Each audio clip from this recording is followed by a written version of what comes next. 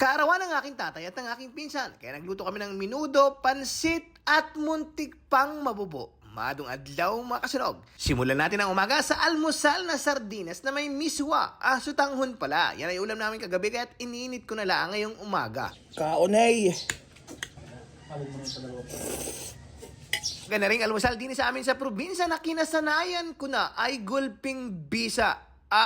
Kapag ganyan ang almusal, anang ginwaha. Noong nakaraang Webes ay birthday ng aking tatay, ganun na rin yung aking pinsan. Kaya siyempre maghahanda kita ng kahit kausni. 5 kilong karne, binabad na natin sa mga samya tulad ng sibuyas, bawang, siyempre tuyo, paminta, ketchup, at aring pasas. Naglagay rin kita ng peanut butter tapos hinalo-halo. Ababad muna natin na rin ng mga 2 hanggang 3 oras dahil kita may apuntahan pa.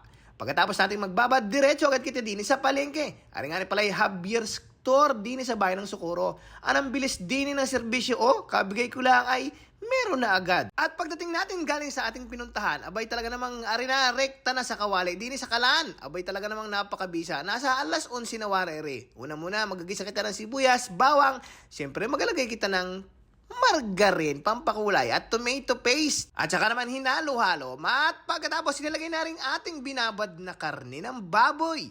Minudo ang ating adalihin ngayon. Kaya naglagay ng kausnin tubig tapos nagyadyad ng kaunting cheese. Depende naman sa inyo kung paano kayo maggasa ng minudo. Nga palang pineapple chunks ay agamitin natin pero nagbawas kita ng sabaw ng kausni pangluto din sa karne ng minudo. Sa mga ganun pagluluto ng minudo, okay na may kaldereta, abay may kanya-kanya silang diskarte dyan. Abay naglagay kita din ng liver spread. Pagkatapos, inilagay na rin natin na ring atay. 1 kilo din sa gitna para madaling maluto. At nang nilagay ng atay, na isinunod na rin natin patatas, carrots, aring mga gulay at na bell pepper. Abay sa totoong buhay kaya namin hinandaan si tatay dahil 1 taon na mula nang siya'y maaksidente. Salamat sa buhay, Panginoong ipinagkaloob mo sa kanya. Kaya kahit sa kanilang paunting handa ay ma-celebrate namin ang kanyang karawan. Dahil ngayong matanda na si tatay at saka si nanay, doon lang namin sila nahahandaan. Noong mga bata pa kasi daw sila, abay bibihirang bibihira. Kaya naman minudo, inilagay na ang mga iba pang ricado, anang ginhawa ni Re.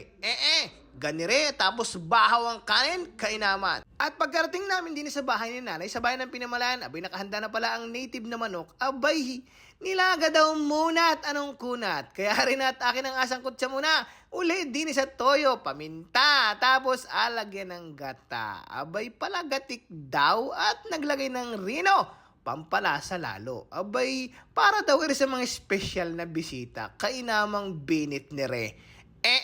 Luto ng palapatik na native na manok. At bukod sa palapatik na native na manok, abay siyempre, kailangan ang sitpa, pampahaba ng buhay. Nagisa ng bawang sibuyas, tapos ang mga hinimay na manok.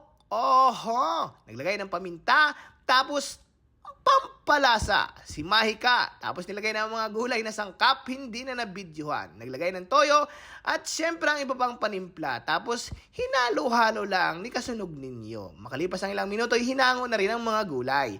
Pagkatapos ay nilagay na rin ang broth na pinaglagaan ng manok. Tapos nagdagdag ng tubig. Abay talaga namang anong binitong birthday boy na si Pernan. Happy birthday sa iyo, pinsan. Talagang bigyan ka pa ng mahabang buhay. Ganun na rin si tatay. Kaya pansit with pansit canton. Bihon with pansit canton. Pamali-mali kay arinat, gulping binit ni Re. Inilagay na ang mga ginisang gulay at abaw anang ginwaha. Sura ng sa luka. Kainamang bisa ni Re. At makalipas ang ilang minuto, iluto na rin ating pansit. Siyempre, bukod sa pansit, ay meron ding puto at iba pang klase ng kakanin. Abay, saan ka pa ma-order? Ay, siyempre kay Ate Joy Makalindol. Happy birthday to you. Maligayang bati. Maligayang bati. Happy birthday! Hipan nyo, hipan!